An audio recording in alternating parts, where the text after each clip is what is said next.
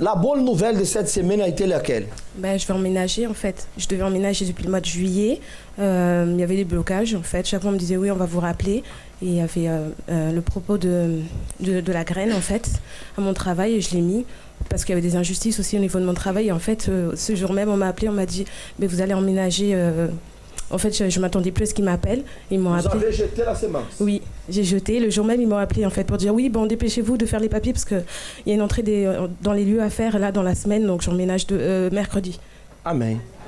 Nouvelle maison. Acclamez au Seigneur Jésus. Dieu vous bénisse. Allez-y. Bonne nouvelle. Bonne nouvelle, c'est ma fille. Son patron l'avait déjà dit je ne te signerai pas ton contrat d'apprentissage a pris fin le 28 août.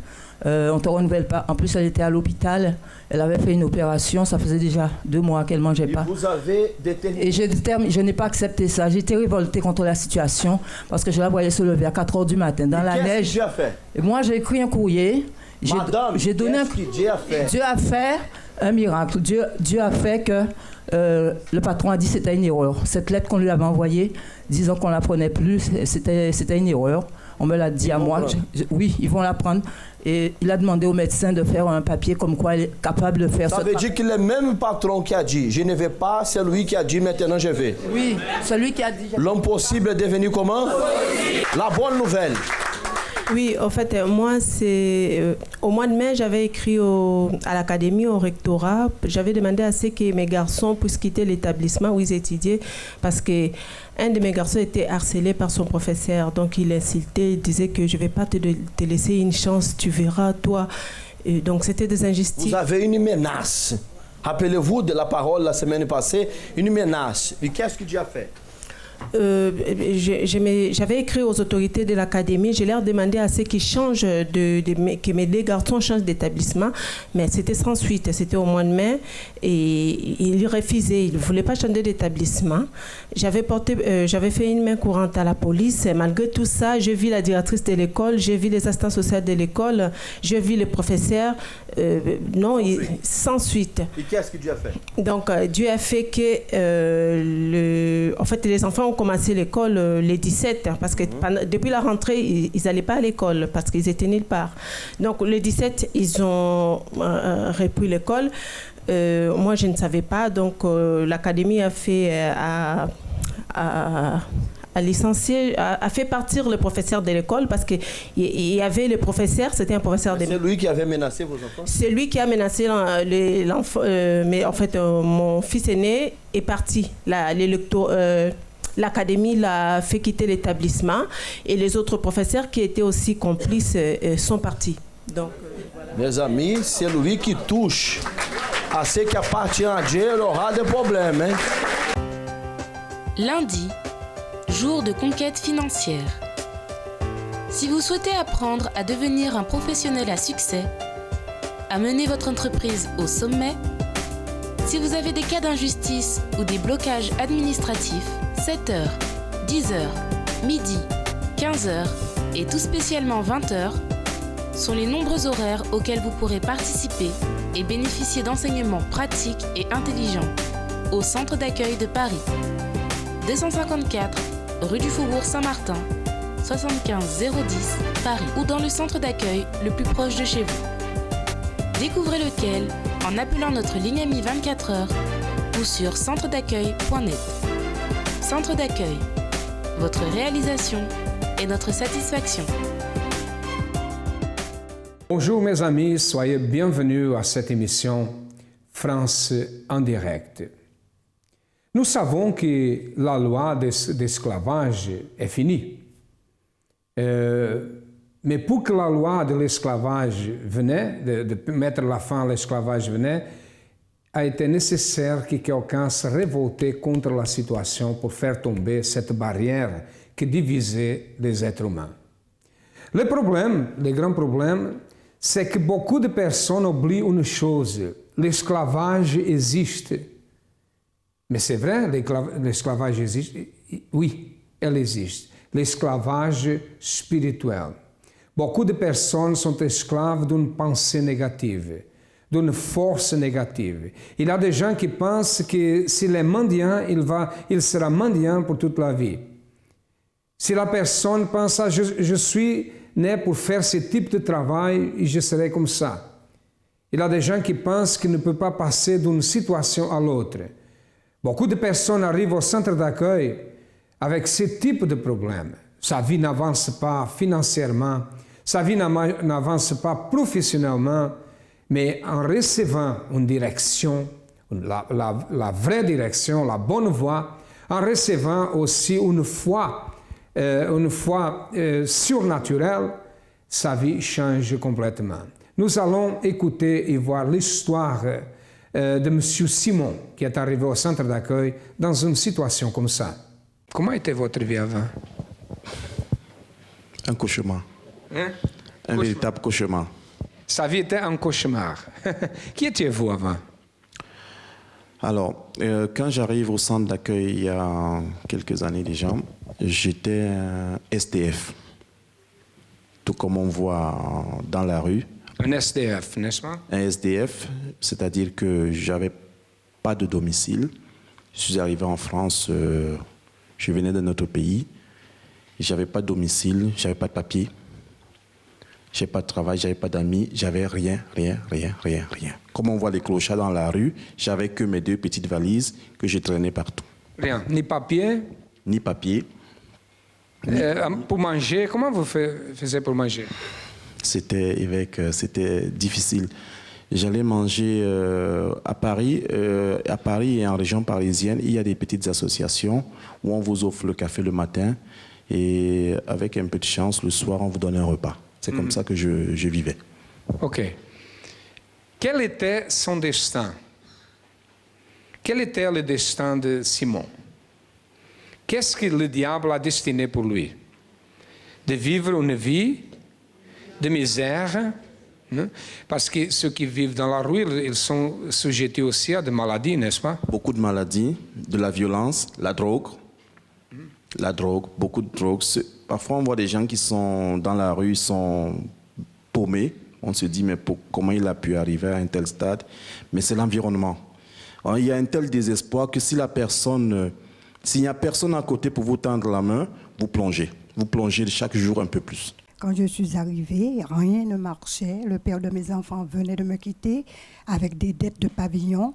Et on m'arnaquait parce que dans le tribunal, l'avocat était d'accord avec la personne qui voulait acheter la maison.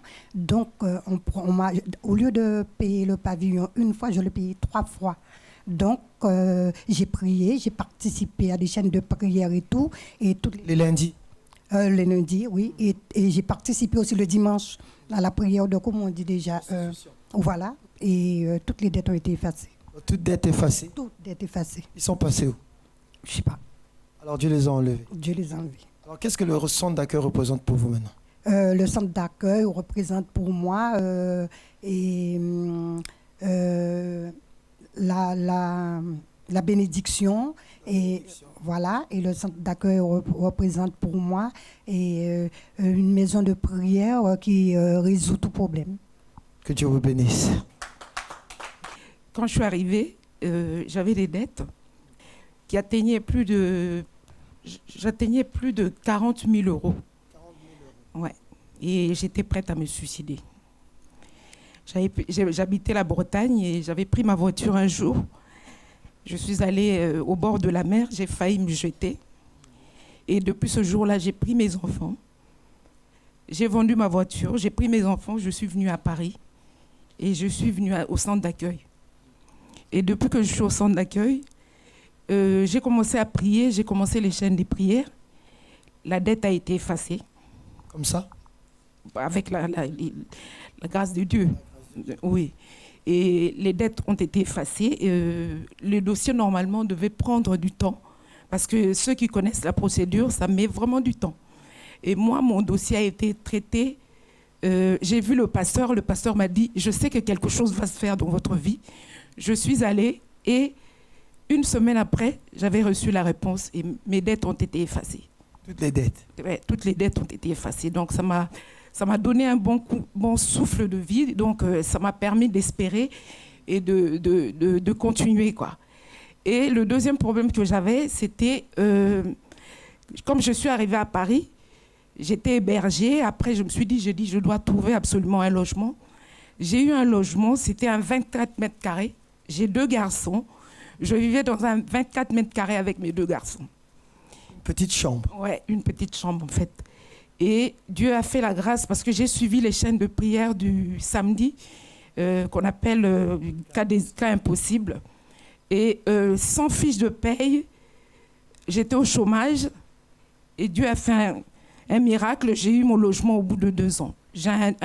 C'est pas grand-chose, mais par rapport à ce que j'avais avant. C'est mieux que la chambre. Ouais, parce qu'aujourd'hui, mes enfants ont leur pièce, donc ils ont leur espace, et voilà quoi. Mais je sais que Dieu va faire encore beaucoup de choses. Et qu'est-ce que le centre d'accueil représente pour vous? Pour moi, c'est le salut, pour moi. Que Dieu vous bénisse. J'ai connu le centre d'accueil, j'étais en vacances en Guadeloupe en 2011. Je passais devant l'église avec un ami qui me dit « Cette église-là n'est pas bonne ». Je lui dis « Ah bon ?» Et à ce moment-là, j'avais beaucoup de difficultés dans ma vie financière parce que je travaillais quelque part. Et j'avais un groupe de collègues qui me persécutaient, qui voulaient absolument que je ne sois pas là. Et je frappais Dieu à toutes les portes, que ce soit témoin de Jéhovah, évangéliste. Dès qu'on m'invitait pour me parler de Dieu, j'y allais. Et quand il m'a parlé de cette église qui n'est pas bonne, je lui ai dit « Tu as été ?» Il m'a dit « Non ». Alors tout de suite, ça m'a suscité l'envie. Le lendemain ou 2 jours après, j'ai été à cette église. J'ai été, j'ai écouté, j'ai vu que les gens parlaient, priaient à voix haute. Vous vous rappelez du jour? Non, pas vraiment. Donc quand j'ai écouté, je me suis dit mais c'est vraiment différent. Moi, je me suis pas arrêtée à ça parce que c'est vrai que la lumière était éteinte. Ça m'a pas ralenti, mais je me suis dit mais chacun prie, ils parlent avec leur cœur, et ça m'a donné envie de retourner. Je me suis dit là, j'ai trouvé ce qu'il me fallait.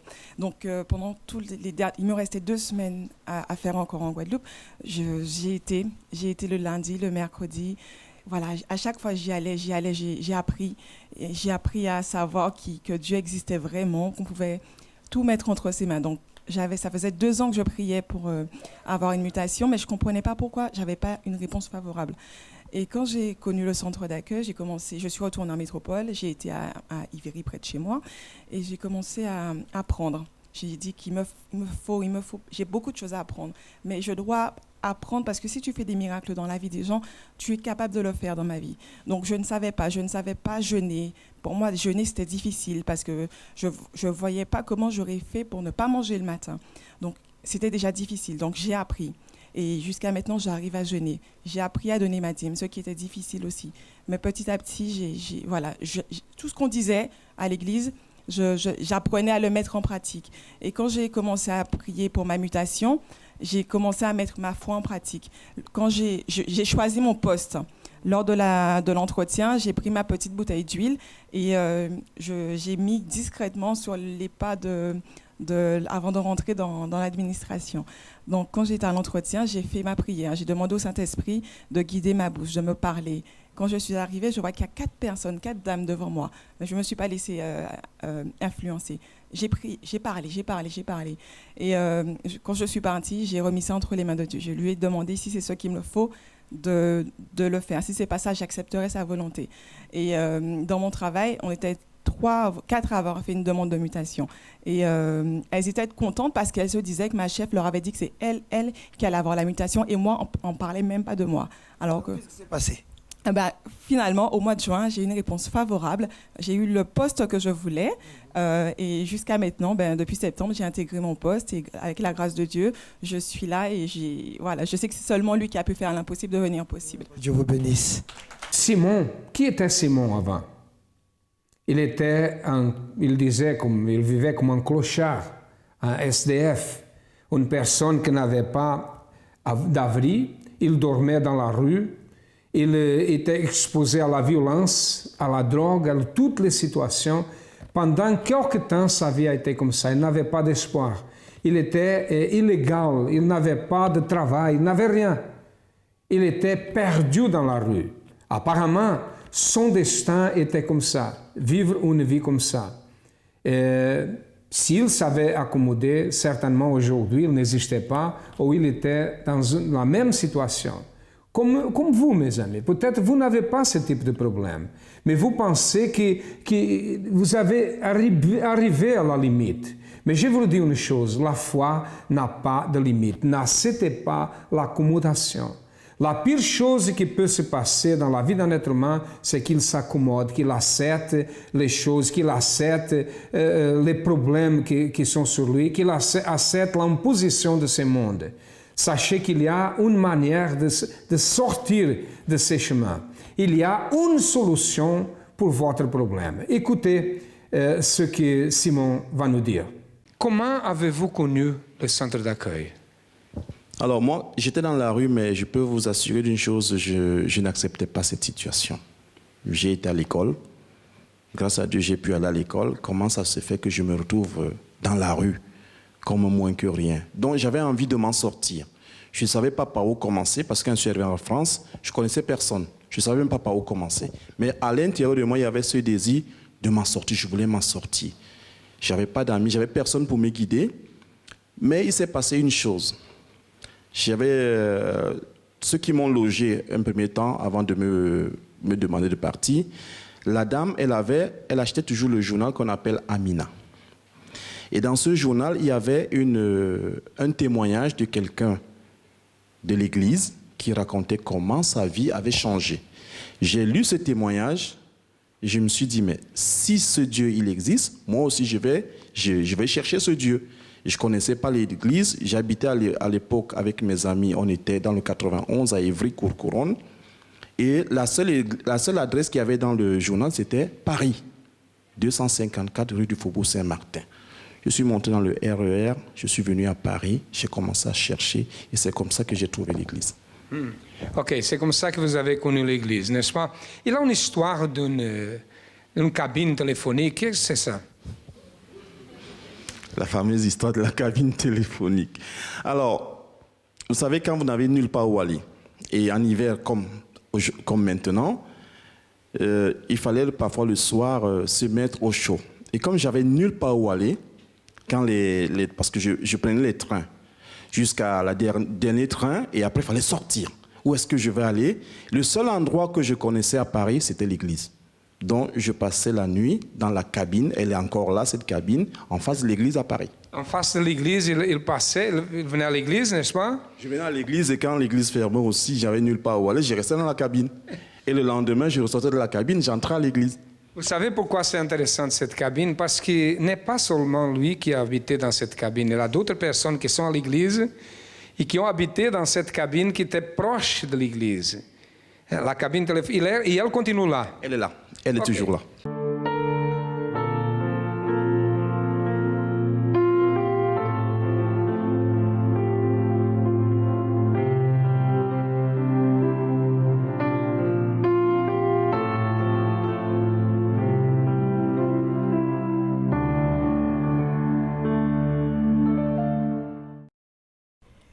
Cette campagne d'Israël, on est monté sur l'autel d'abord pour glorifier le nom de Dieu.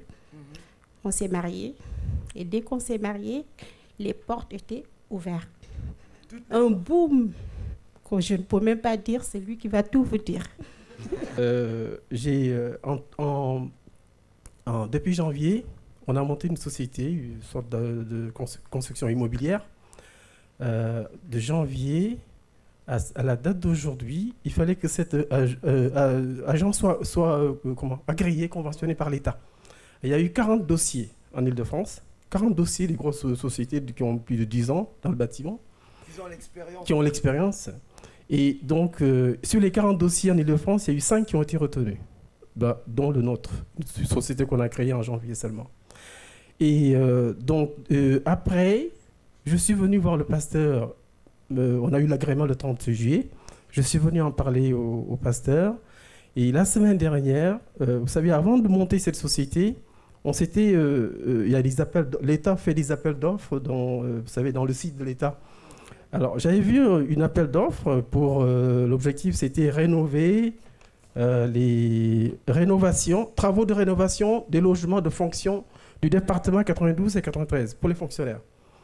Alors, je m'étais dit, tiens, en attendant l'agrément de la société qu'on a mise en place, je vais m'entraîner, je vais postuler.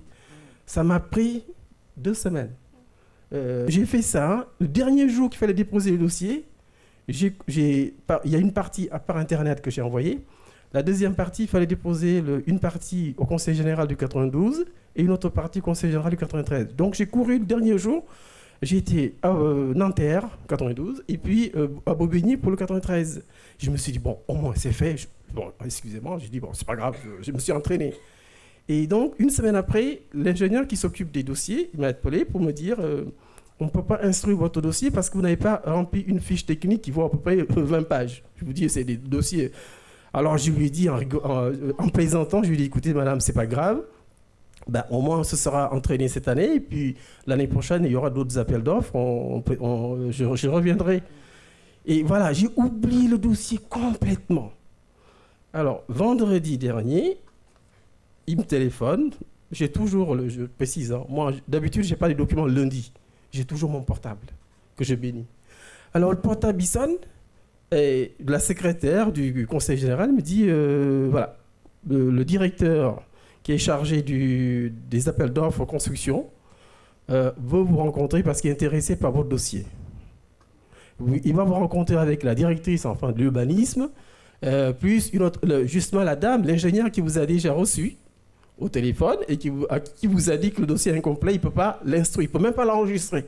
Honnêtement, je vous assure, le dossier il est incomplet. Je me suis entraîné simplement en attendant l'année prochaine. Et je vous assure qu'il n'est pas bon le dossier que j'ai fait. Et maintenant, quand ils m'ont appelé, je me suis au téléphone.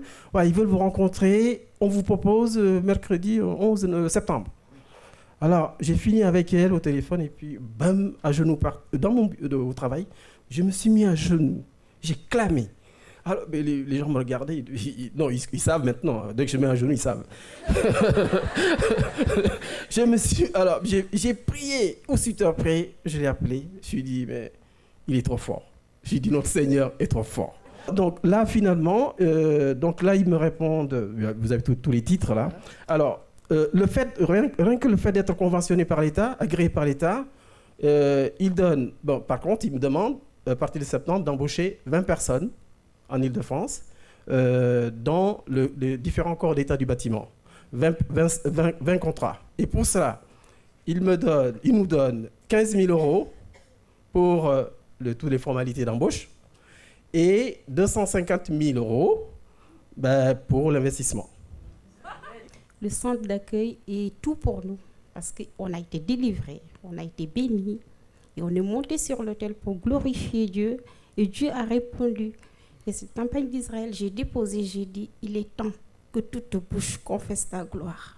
Quand vous êtes invité, vous êtes arrivé au centre d'accueil, qu'est-ce qui s'est passé? Alors, je suis arrivé au centre d'accueil et j'entendais les gens dire comment leur vie avait changé. J'avais aussi cette soif à l'intérieur de moi. Donc, il a fallu à un moment que je prenne certaines décisions. Que je me lance véritablement entre les mains de Dieu, que je ne dépende pas de qui que ce soit, ni d'amis, d'amis, entre guillemets, ni de famille, ni de personne. Donc, je me suis lancé déjà dans les propos qui étaient à l'église, ce que le pasteur prêchait, il nous poussait, il nous boostait, il nous disait, c'est possible. Votre situation peut changer, c'est possible. J'entendais ces paroles et j'allais faire des démarches. Dans les premiers temps, certaines marchaient, d'autres ne marchaient pas, mais je persévérais. Mais les résultats de tout ça? Alors, le résultat de tout ça, c'est que en agissant ma foi année après année, campagne après campagne, propos de foi, je fais un effort de toujours me lancer dans les propos de foi. Tout ce que je n'avais pas quand je suis arrivé à l'église, je l'ai aujourd'hui. Tout ce que je n'avais pas. Je n'avais pas de papier. Aujourd'hui, je suis un Français à 100%. La nationalité, hein? J'avais pas de maison. Aujourd'hui, j'habite, pour ceux qui connaissent un peu, j'habite Buzenval à Rueil-Malmaison. Vous connaissez? Je ne connais pas. C'est bon là? Amen. C'est bon.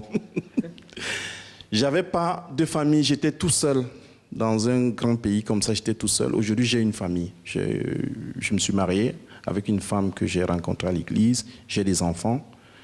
Je n'avais pas d'argent. Je vous assure que pour manger à l'époque, c'était comme je vous ai dit, les foyers, les associations. Aujourd'hui, je n'ai plus besoin de tout ça. Je peux manger ce que je veux. C'est moi qui décide. C'est moi qui choisis ce que je mange. Je n'avais pas de travail. À part ce job que j'avais eu pour sacrifier. Je suis entré dans après j'ai trouvé du travail, je suis entré dans une grande entreprise de la place. Et aujourd'hui, je suis directeur d'un magasin. C'est moi qui donne des ordres à d'autres personnes. Quelqu'un qui était dans la rue. Et ça ne s'est pas arrêté là. Quand j'ai pu obtenir ces choses, je me suis dit, il y a un autre pas à faire. Il y a 1 an, j'ai créé une structure personnelle que je me bats. Ce n'est pas facile, je me bats pour la faire évoluer. Et l'objectif, c'est que je ne sois plus l'employé de qui que ce soit, mais que ce soit moi-même le propre patron. Amen. Grâce à Dieu. Applaudissez le Seigneur. Aujourd'hui, il a créé sa propre entreprise. Il est directeur d'un grand magasin. Il habite dans une belle maison. Tout va bien, il est français de nationalité, il a fait tomber l'hémorragie qui était devant lui. Et la même chose peut se passer dans votre vie, mon ami. Il n'a pas de limite pour la foi. Vous voyez, d'un clochard, il est devenu un entrepreneur, il est devenu quelqu'un connu, et il a changé complètement sa vie, et aussi il a une bonne famille. Et la même chose peut se passer dans votre vie. N'acceptez pas les échecs, parce qu'il y a un Dieu grand, il y a un Créateur. Il y a le même Dieu d'Abraham, d'Isaac et d'Israël. Le même Dieu qui a fait tomber les murailles de Jéricho peut faire tomber ces murailles qui sont devant vous. Si vous avez besoin de notre aide, nous sommes là pour vous aider. Nous sommes situés au 254 de la rue du Faubourg Saint-Martin, au 10e à Paris. Nous avons d'autres centres d'accueil. Appelez-nous, sachez quel est le plus proche et cherchez-le. Et certainement, votre vie changera. À demain et que Dieu vous bénisse à tous abondamment.